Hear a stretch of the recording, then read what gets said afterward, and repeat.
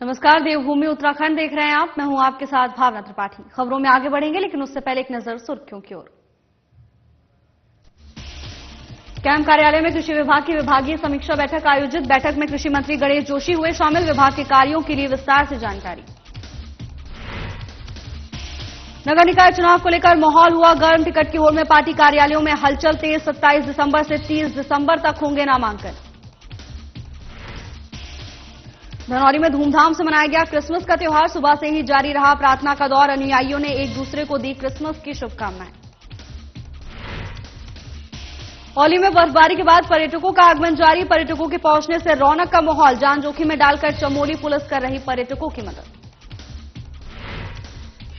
चंबा में छात्रों को स्नैक बेचने वालों तस्करों का भांडाफोड़। आरोपी के कब्जे से बरामद हुई 3 ग्राम स्नैक। कोर्ट के आदेश पर तस्कर को भेजा गया जेल।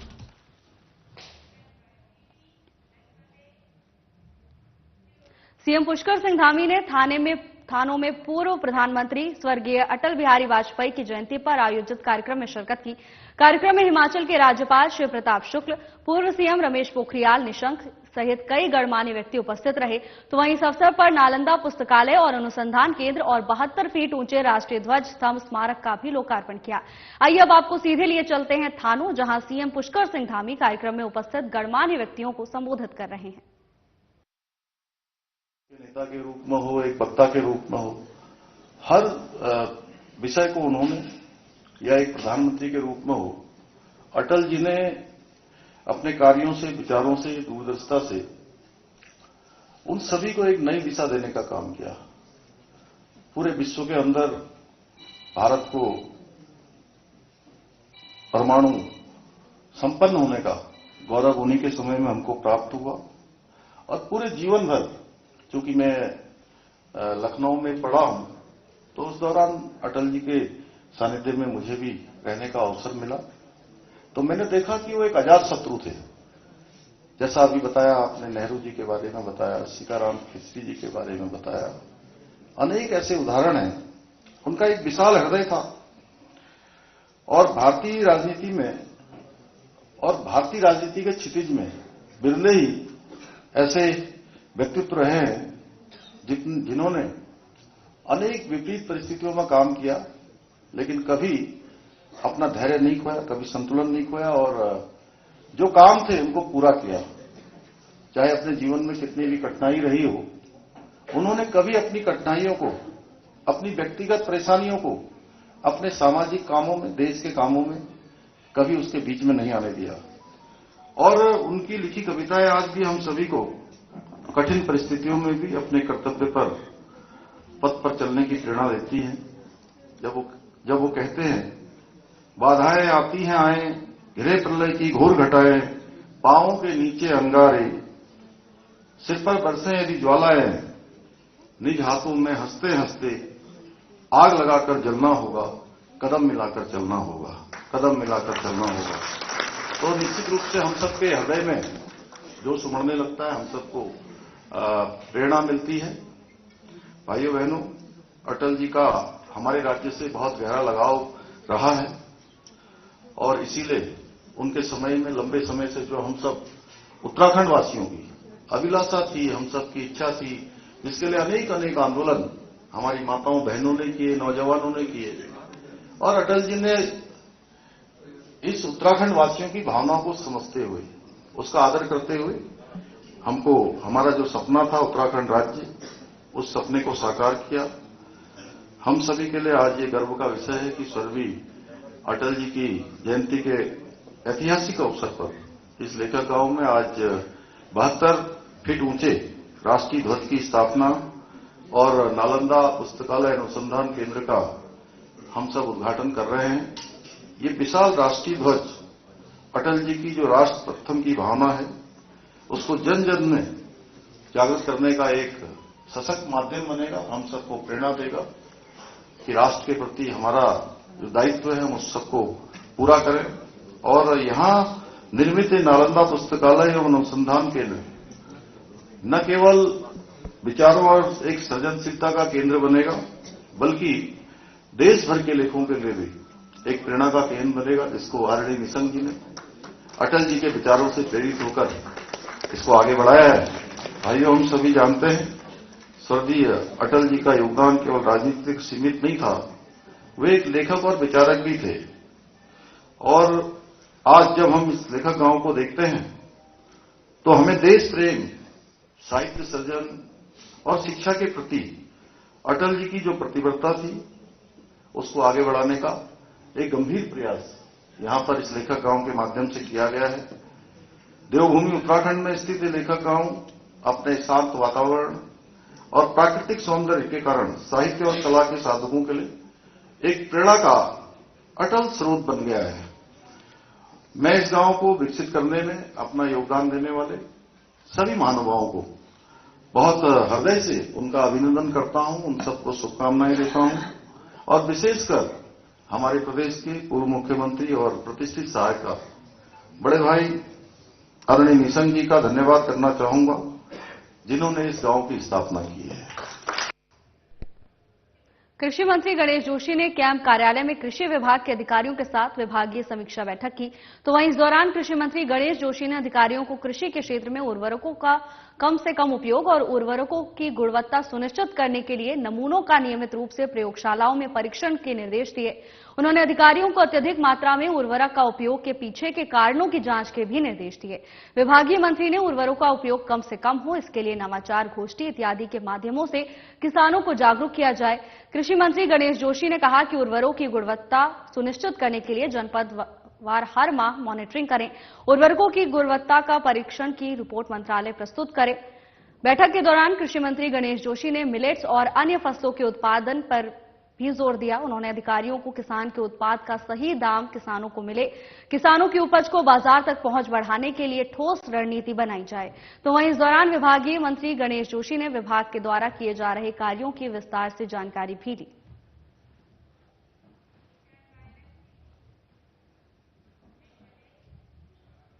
धनौरी में क्रिसमस का पर्व धूमधाम से मनाया गया। सुबह से ही प्रार्थना का दौर जारी रहा। तो वहीं दीपक फास्टर ने बताया कि प्रार्थना के बाद अनुयायियों के सदस्यों ने एक दूसरे को क्रिसमस की शुभकामनाएं दी। इस मौके पर भक्तों ने यीशु के उपदेशों को अपने जीवन में अमल करने का संकल्प लिया और एक दूसरे के साथ प्यार और समर्थन का वादा किया। उन्होंने बताया कि प्रेरणादायक कार्यक्रमों में भी भक्तों ने भाग लिया, जिससे उनका आत्मविश्वास बढ़ा और वे यीशु के संदेश को अपने जीवन में समर्थन देने के लिए प्रेरित हुए। इस मौके पर सदस्यों ने सभी को आत्मनिर्भरता, समर्थन और प्रेम के साथ नए साल की शुरुआत के लिए प्रेरित किया। इस सामूहिक उत्सव ने न केवल धार्मिक भावनाओं को बढ़ावा दिया, बल्कि एक समृद्धि और समर्थन भरे समाज की दिशा में एक प्रेरणा स्थापित की।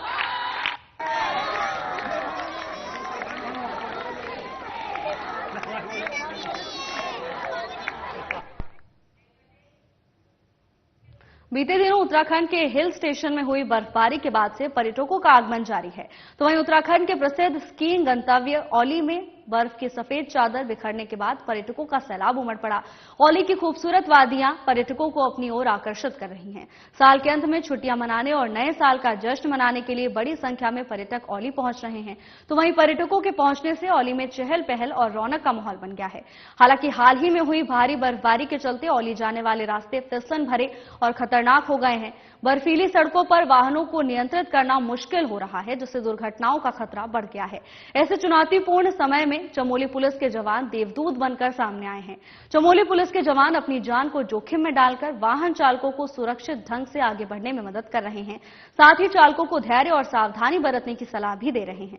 बर्फीली ढलानों पर चढ़ने और उतरने में अनुभवी पुलिसकर्मी चालकों को सही दिशा निर्देश देकर सुरक्षित रूप से उनके गंतव्य तक उन्हें पहुंचा रहे हैं। चमोली पुलिस की इस मानवीय पहल की पर्यटकों और स्थानीय लोगों ने जमकर सराहना की है। कई पर्यटकों ने सोशल मीडिया पर पुलिसकर्मियों की कर्तव्यनिष्ठा और समर्पण की प्रशंसा करते हुए तस्वीरें और वीडियो भी साझा किए हैं। उन्होंने कहा कि पुलिस की मदद के बिना औली के खूबसूरत दृश्यों का आनंद उठाना कठिन है।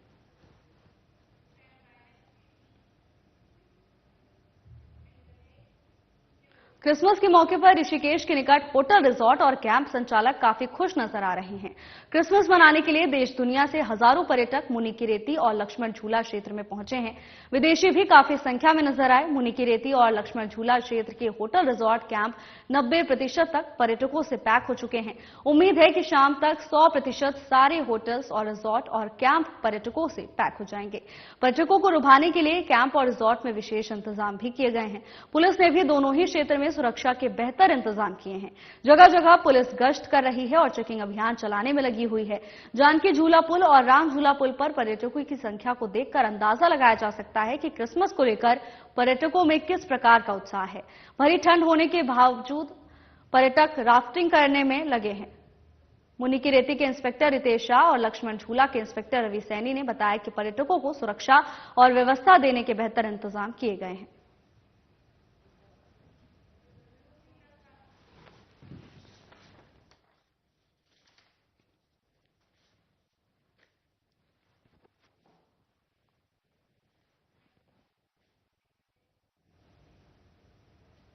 इस वक्त की बड़ी खबर की ओर रुख करेंगे, जहां भारी बर्फबारी के बीच हर्षिल पुलिस ने एक नई पहल की शुरुआत की है। पुलिस ने नशे के खिलाफ जागरूकता अभियान चलाया। नशे की रोकथाम के लिए पुलिस हर संभव प्रयास कर रही है। हर्षिल घाटी में घूमने आए यात्रियों को नशे के दुष्प्रभावों के प्रति जागरूक किया गया। यात्रियों को नशे से संबंधित जन जागरूकता पैम्फलेट वितरित किए गए। पुलिस की यात्रियों से अपील है कि बर्फबारी वाले स्थानों पर सावधानी पूर्वक वाहन चलाएं, पर्यटक स्थलों की गरिमा और स्वच्छता को बनाए रखने में अपनी भागीदारी दें। इस वक्त की बड़ी खबर, जहां बर्फबारी के बीच हर्षिल पुलिस का एक और सराहनीय कदम सामने आया है। पुलिस ने नशे के खिलाफ जागरूकता अभियान चलाया। नशे की रोकथाम के लिए पुलिस हर संभव प्रयास कर रही है। तो वहीं घाटी में घूमने आए यात्रियों को नशे के दुष्प्रभावों के प्रति पुलिस की ओर से जागरूक किया गया है। यात्रियों को नशे से संबंधित जन जागरूकता पैम्फलेट भी वितरित किए गए। पुलिस ने यात्रियों से अपील की है कि बर्फबारी वाले स्थानों पर सावधानी पूर्वक वाहन चलाएं और अपना ख्याल रखें। तो वहीं पर्यटक स्थलों की गरिमा और स्वच्छता को बनाए रखने में भी भागीदारी देने की अपील की है।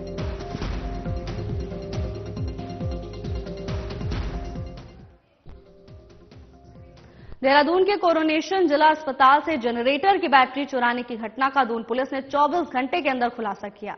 पुलिस ने घटना में शामिल 2 चोरों की चोरी की गई बैटरियों को गिरफ्तार कर लिया गया है।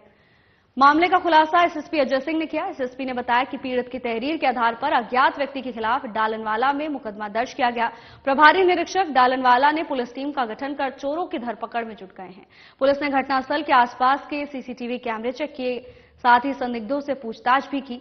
मुखबिर की सूचना पर पुलिस ने करजन रोड से 2 चोरों को गिरफ्तार कर लिया है। चोरों ने चोरी की घटना का जुर्म कबूल कर लिया। आरोपियों की पहचान सुमित निवासी कैरी और कन्हैया निवासी कावली रोड देहरादून के रूप में हुई है। पुलिस आरोपियों के आपराधिक इतिहास की जानकारी जुटा रही है।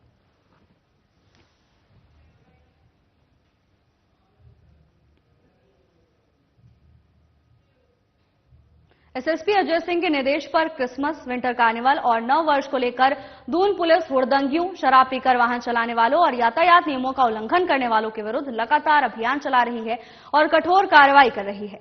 प्रचलित अभियान के चलते दून पुलिस ने एक सप्ताह में जनपद के नगर और देहात क्षेत्र में 227 वाहनों को सीज किया है। साथ ही 820 व्यक्तियों के खिलाफ चालानी कार्रवाई भी की है। तो वहीं नाबालिग युवाओं के द्वारा यातायात के नियमों का उल्लंघन करने पर उनके परिजनों को सूचित कर नियमानुसार चालानी कार्रवाई की गई। आपको बता दें कि दून पुलिस ने ड्रंक एंड ड्राइव के विरुद्ध चलाए जा रहे विशेष अभियान के तहत अक्टूबर महीने से अब तक 1115 व्यक्तियों के विरुद्ध कार्रवाई करते हुए उन्हें गिरफ्तार कर लिया है। इसके साथ ही उनके वाहनों को भी सीज कर दिया गया है। तो वहीं एसएसपी अजय सिंह ने बताया कि हुड़दंगियों, शराब पीकर वाहन चलाने वालों और यातायात नियमों का उल्लंघन करने वालों के विरुद्ध दून पुलिस की कार्यवाही लगातार जारी रहेगी।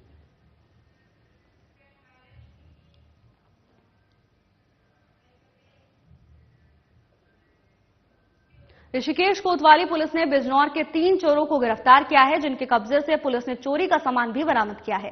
तीनों चोरों ने ढालवाड़ा निवासी अंकित बिष्ट और उनकी माता का सामान हरिद्वार से ऋषिकेश आते हुए टेम्पो में चोरी किया। पुलिस ने चोरों को कोर्ट के आदेश पर जेल भेज दिया है। तो वहीं मामले में टेम्पो चालक को भी पुलिस ने आरोपी बनाया है, जो अभी फरार है। ऋषिकेश कोतवाली प्रभारी निरीक्षक राजेंद्र सिंह खोलिया ने बताया कि आरोपियों की पहचान जाकिर, वसीम और रशीद के रूप में हुई है। पुलिस ने तीनों आरोपियों को न्यायालय में पेश किया है, जहां कोर्ट के आदेश पर पुलिस ने आरोपियों को जेल भेज दिया है। पुलिस चोरों के आपराधिक इतिहास की जानकारी निकाल रही है। कोतवाल ने सफर के दौरान सामान और संदिग्धों पर नजर रखने की अपील की है।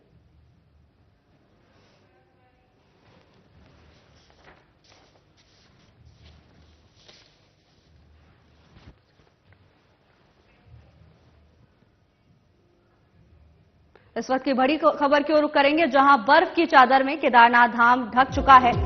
धाम में 1 फीट से अधिक बर्फ पड़ी है। केदारनाथ में बर्फबारी का असर देखने को मिल रहा है। बर्फबारी के कारण पुनर्निर्माण कार्य भी ठप हो गया है। कई मजदूर वापस घर लौट गए हैं। केदारनाथ में अधिकतम तापमान -8 और न्यूनतम तापमान -13 डिग्री सेल्सियस दर्ज किया गया है। केदारनाथ पैदल मार्ग को दुरुस्त करने में 200 मजदूर जुटे हुए हैं। बर्फ की चादर में केदारनाथ धाम ढक चुका है। धाम में 1 फीट से अधिक बर्फ पड़ी है। केदारनाथ में बर्फबारी का असर देखने को मिल रहा है, तो वहीं बर्फबारी के कारण पुनर्निर्माण का कार्य भी ठप हो गया। कई मजदूर इसके चलते वापस घर लौट गए हैं। तापमान की बात करें तो केदारनाथ में अधिकतम तापमान -8 और न्यूनतम तापमान -13 डिग्री सेल्सियस दर्ज किया गया है। केदारनाथ पैदल मार्ग को दुरुस्त करने में 200 मजदूर जुटे हैं।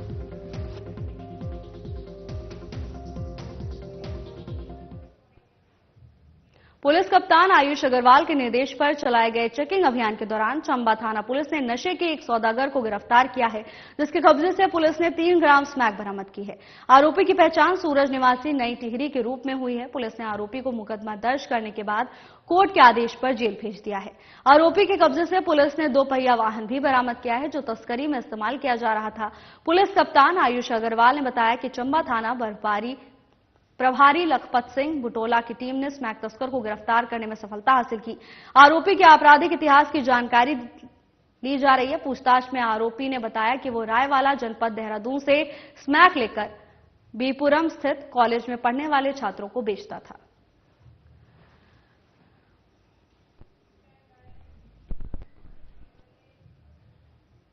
रानी पोखरी थाना क्षेत्र के अंतर्गत सुनार की दुकान पर चोरी की वारदात में फरार चल रहे शातिर और 10,000 के इनामी चोर को पुलिस ने लखीमपुर खीरी उत्तर प्रदेश से गिरफ्तार करने में सफलता हासिल की है।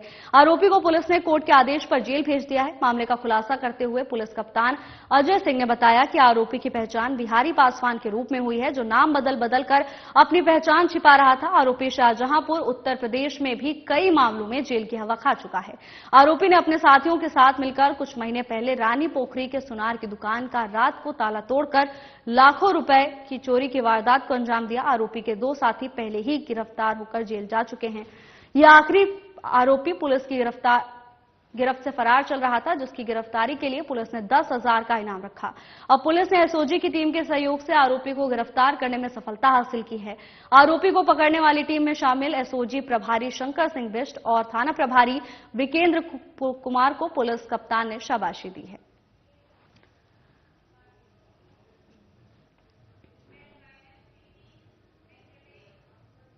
ड्रग्स फ्री देवभूमि मिशन 2025 के अंतर्गत उत्तराखंड पुलिस के द्वारा चलाए जा रहे नशा मुक्ति अभियान को सफल बनाने के लिए उत्तरकाशी की एसपी सरिता डोभाल के निर्देशन में नशा तस्करों पर उत्तरकाशी पुलिस की कार्रवाई लगातार जारी है। पुलिस उपाधीक्षक सुरेंद्र सिंह भंडारी के निकट पर्यवेक्षण में रात्रि में प्रभारी निरीक्षक मनेरी मनोज आसवाल के नेतृत्व में कोतवाली मनेरी पुलिस ने चेकिंग अभियान चलाते हुए सैजगांव जखोल रोड से एक युवक को अवैध चरस के साथ गिरफ्तार किया है। युवक के कब्जे से 1 किलो 115 ग्राम चरस बरामद की गई है। तो वहीं युवक ने बताया कि चरस को आसपास के गांव से खरीदकर अच्छे मुनाफे में बेचने की फिराक में था। गिरफ्तारी और बरामदगी के आधार पर पुलिस ने युवक के विरुद्ध कोतवाली मनेरी में एनडीपीएस एक्ट के तहत सुसंगत धारा में मुकदमा पंजीकृत कर आरोपी को माननीय न्यायालय के आदेश पर जेल भेज दिया है। मामले में आगे की जांच की जा रही है।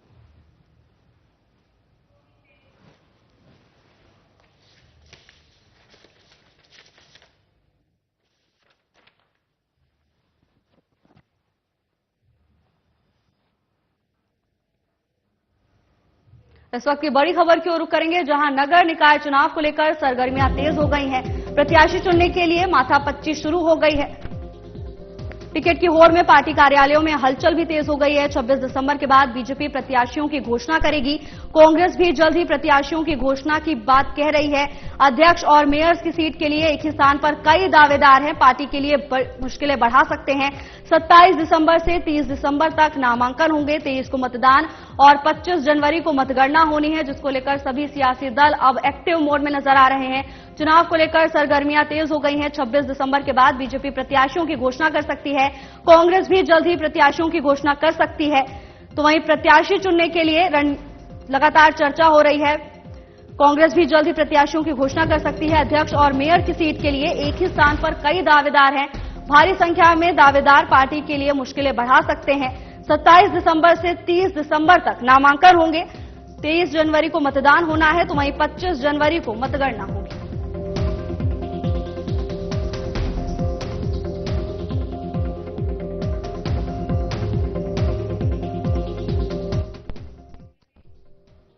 इसी खबर पर ज्यादा जानकारी के साथ हमारे ब्यूरो चीफ कमल शर्मा हमारे साथ जुड़ गए हैं। कमल, चुनाव की सरगर्मियां तेज हो गई हैं, अब रणनीति बनाने पर जोर दिया जा रहा है, दूसरी तरफ प्रत्याशियों को लेकर भी मंथन तेज है, और क्या कुछ अपडेट है चुनाव को लेकर? हाँ, भावना कहें तो बिल्कुल अब 23 तारीख को यहाँ पर मतदान होगा, तो 25 को यहाँ पर मतगणना होनी है, और कहें तो अगले 2 दिन बाद नामांकन की प्रक्रिया शुरू हो जाएगी। तो कहीं ना कहीं अब पार्टियों के लिए प्रत्याशी चयन जो है वो एक टेढ़ी खीर हो चुकी है, क्योंकि एक ही स्थान के लिए एक ही, चाहे वो नगर पालिका हो, चाहे वो अपना नगर निगम हो, नगर पंचायत हो, जो अध्यक्षों की हम बात कर रहे हैं, अध्यक्षों के लिए एक एक जगह से कहीं प्रत्याशी मैदान में, टिकट एक को मिलना है, और फिर सबको अगर एक को टिकट मिलता है, कहीं प्रत्याशी मैदान में है, और अगर ये चीजें बाद में कैसे एडजस्टमेंट होगी, कैसे सहमति बनेगी, ये एक पार्टी के टेढ़ी खीर बनती जा रही है। और खासकर कहें तो बीजेपी में ज्यादा प्रत्याशियों की संख्या है, क्योंकि लोगों को लगता है कहीं ना कहीं राज्य में भाजपा का शासन है, भाजपा की सत्ता है, तो इसका लाभ मिलेगा। इसलिए भारतीय जनता पार्टी में टिकट को लेकर कहीं ना कहीं जो लाइन है वो लगातार बढ़ती जा रही है। तो इसी चीज का लगातार अब कल प्रदेश अध्यक्ष जो महेंद्र भट्ट थे, उन्होंने कहा था कि हम प्रयास यही करेंगे 27-28 से कहीं ना कहीं प्रत्याशियों की जहां सहमति बनेगी वहां घोषणा शुरू कर देंगे, और कांग्रेस भी यही कह रही कि जल्दी घोषणा होगी। तो अब यही देखना है कि जब प्रत्याशी घोषणा होगी किनको टिकट मिलता है, और जो नाराज लोग होते हैं, जो नाराज और चुनाव लड़ने के इच्छुक हैं उसी पार्टी में, उन पे कैसे सहमति बनाती है, और क्या स्थिति बनती है कि वो भी चुनाव लड़ते हैं या कहीं उनको सहमति के आधार पर बैठा लिया जाता है, और या अगर वो चुनाव लड़ते हैं तो कितना नुकसान उस पार्टी का होगा जिस पार्टी के बागी प्रत्याशी खड़े हैं। तो ये सब स्थिति है, अभी देखना होगा, अभी समय है। जो मंथन चल रहा है वो कितना मंथन सफल होता है, और किस प्रत्याशी, कौन प्रत्याशी बाजी मारता है, क्योंकि लंबी कतारें लगी हुई हैं टिकट के लिए। यही देखना, जब प्रत्याशी घोषणा होगी तो उसके बाद जो उबाल आता है पार्टी में कि हमें टिकट नहीं मिला तो हम चुनाव लड़ेंगे, वो कैसे मैनेज होगा, ये अब पार्टियों का देखना होगा। जी बिल्कुल कमल, और एक पद के लिए जब कई दावेदार होते हैं तो कई लोग नाखुश हो जाते हैं, और बागी जो है चुनाव के दौरान बड़ी मुश्किलें भी पैदा कर सकते हैं, बड़ी चुनौती के रूप में देखा जा सकता है। सियासी दलों की तैयारियां तो तेज है, लेकिन देखिए कमल, इसके साथ ही प्रशासन की तैयारियां भी मजबूत होनी चाहिए, उनकी जिम्मेदारियां भी बढ़ गई हैं। क्या कुछ माहौल नजर आ रहा है? हाँ, अब शुरुआत होगी, कहीं ना कहीं राज्य निर्वाचन आयोग जो है वो इसको चुनाव कराता है, यहाँ पर सभी चुनाव कराता है यहाँ पर। और मैंने कहा ना, ये नगर निगम के चुनाव हैं, ये पूरे जो जहाँ नगर पालिका है, नगर पंचायतें और नगर निगम है, उसी एरिया में चुनाव होगा। शहर के चुनाव होते हैं, गांव में ये इसका नहीं होता कि गांव में जिला पंचायत के चुनाव होते हैं, वो अभी बाद में होंगे।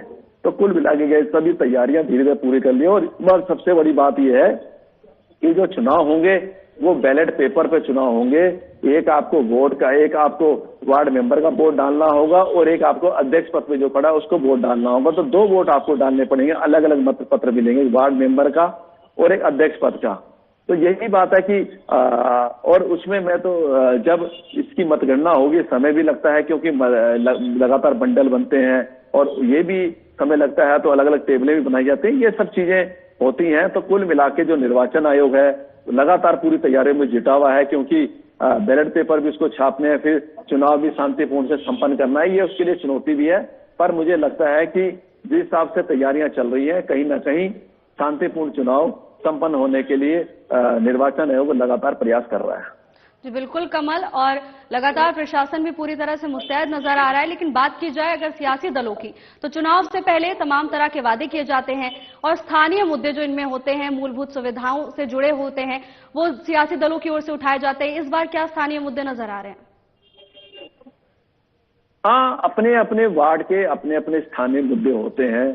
पहले तो वार्ड में, यहाँ पर पार्षद वार्ड मेंबर का चुनाव होता है, उसमें आदमी देखता है कि कौन मेरे करीब है और कौन सक्षम है जो जाके नगर निगम, नगर पालिका, नगर पंचायत में अपनी बात रख सकता है और हमारे क्षेत्र का विकास होता है, हमारे वार्ड का। सबसे पहले आदमी ये सोचता है, और उसके बाद यही कोई ज्यादा बड़े मुद्दे नहीं होते। इसमें ये होता है कि हमारे मोहल्ले की जो है स्ट्रीट लाइट ठीक चलती रहे, सफाई जो है वो ठीक होती रहे, सड़क जो है टूटी हुई वो ठीक बन जाए, और कोई जो नगर निगम, नगर पालिका से संबंधित जो काम होते हैं अगर वजूद पड़े तो वो काम हो जाए हमारा। तो इसीलिए आदमी ऐसे प्रत्याशी को चुनता है जिसकी पहुंच उस तक हो और वो आगे जाके वहां पर काम करा ले। तो कुल मिला के हम कहें यही मुद्दे मेन होते हैं, सड़क, सफाई, स्ट्रीट लाइट का काम होता है और जो वहां से जुड़े हुए मुद्दे होते हैं, कोई ऐसे जो वहां से नगर पालिका से नगर निगम संबंधित होते हैं, वो कौन सा प्रत्याशी और कौन सा हमारी पहुंच वाला काम करा सकता है, इसी प्रकार के स्थानीय मुद्दे होते हैं। क्योंकि बड़े मुद्दे तो यहाँ नहीं होते हैं, पर कुल मिला के स्थानीय मुद्दों पर ही चुनाव लड़ा जाता है। जी बिल्कुल कमल, और तमाम सियासी दल पूरी कोशिश में लगे हुए हैं कि इस जंग में उन्हीं की जीत हो। आपका बहुत बहुत धन्यवाद तमाम जानकारी हमारे साथ साझा करने के लिए। फिलहाल के लिए बस इतना ही, जल्द हाजिर होंगे नई अपडेट्स के साथ। नमस्कार।